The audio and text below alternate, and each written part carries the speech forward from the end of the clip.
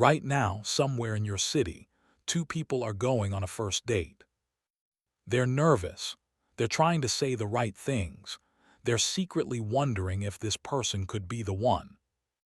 And without knowing it, they're running an algorithm that is over 300,000 years old. Because the rules that govern attraction, loyalty, jealousy, and family, the ones quietly shaping your relationships right now, were not written in wedding vows or dating apps. They were written around campfires, in open camps with no walls and no doors, in a world where choosing the wrong partner didn't just break your heart. It could end your bloodline forever. So how did it actually work? How did our ancient ancestors choose who to love? Were they faithful? Did they plan how many children to have? And what about the privacy of couple if they all shared a single camp? The answers will surprise you, and some of them haven't changed at all. Let's start where everything started, the group. For the vast majority of human prehistory, nobody lived alone, because you could not.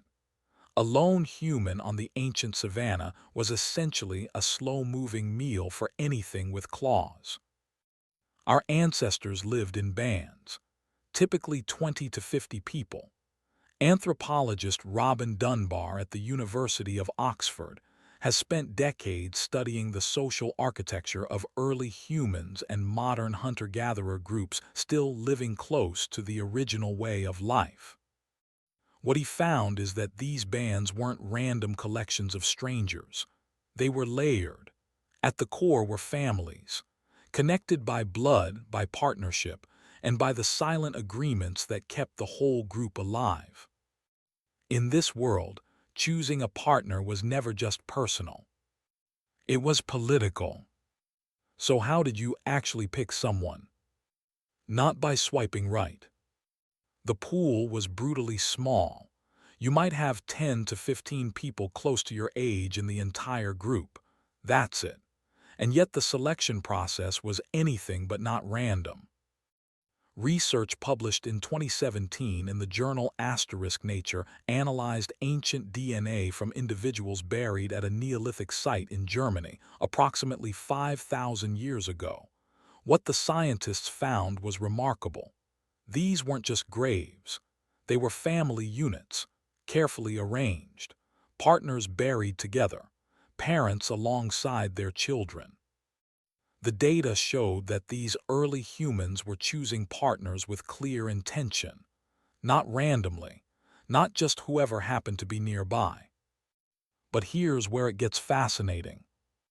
They were also making a precise biological calculation, without ever knowing what biology was. They never mated among siblings, even options were quite low. Studies of modern hunter-gatherer populations reveal a consistent pattern. Humans are drawn toward partners whose scent is different from that of their close relatives. Your immune system, specifically a cluster of genes called the MHC complex, releases subtle chemical signals through your body, and your nose reads them.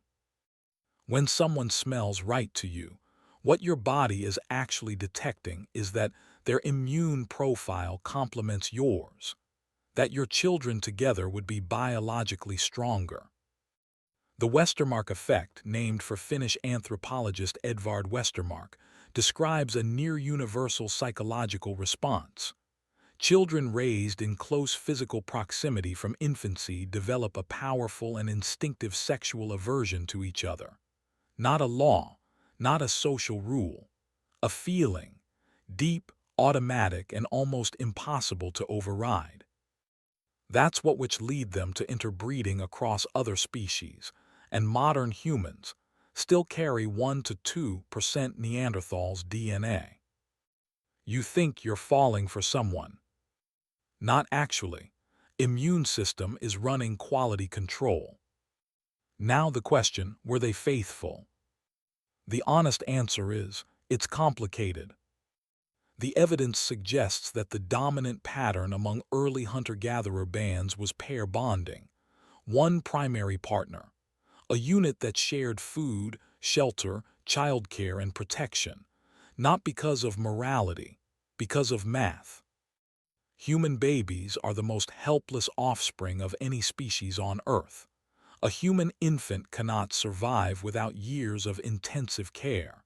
That required two committed people, sometimes an entire extended group. The pair bond wasn't romantic at its origin. It was a survival contract. But that doesn't mean it was always exclusive. Anthropological records from groups living hunter-gatherer lifestyles today show enormous variation. Some practice strict monogamy. Others allow what researchers call partible paternity, a belief that multiple men can contribute to a child and therefore share responsibility for raising it. In those societies, a child with multiple acknowledged fathers was considered an advantage. More protectors, more providers, a larger safety net. There was no single, universal rule. There was only what worked. What about children? Did they plan how many to have? Here's the part that surprises most people. They didn't have large families by default. They couldn't afford to. A mother in a hunter-gatherer band walked roughly 3,000 to 4,000 kilometers every single year, carrying a child who couldn't keep up, carrying food, carrying survival on her back. The physical cost of having children close together was enormous. Studies of modern groups have documented natural birth spacing of roughly 3 to 4 years between children, achieved through extended breastfeeding, which naturally suppresses ovulation, and through the sheer physical demands of that lifestyle. 2 small children at once was manageable with group support. 3 in quick succession was dangerous. You could lose all of them. Quality over quantity wasn't a modern parenting philosophy.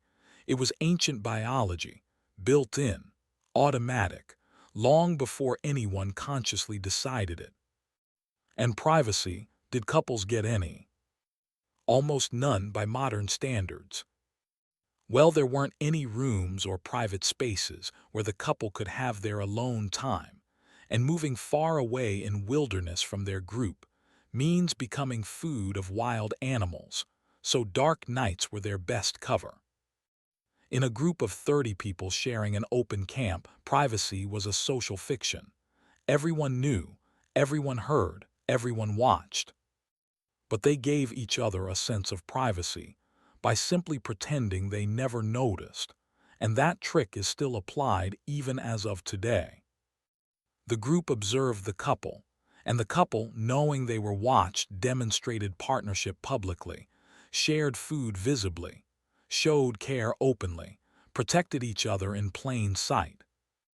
In a world with no legal contracts, no formal ceremonies, no paperwork of any kind, public behavior was the only proof of commitment that existed. Your relationship was real because your group witnessed it every single day. If you're curious about Neanderthals and Stone Age, you could watch this video. Until next time, thanks for watching.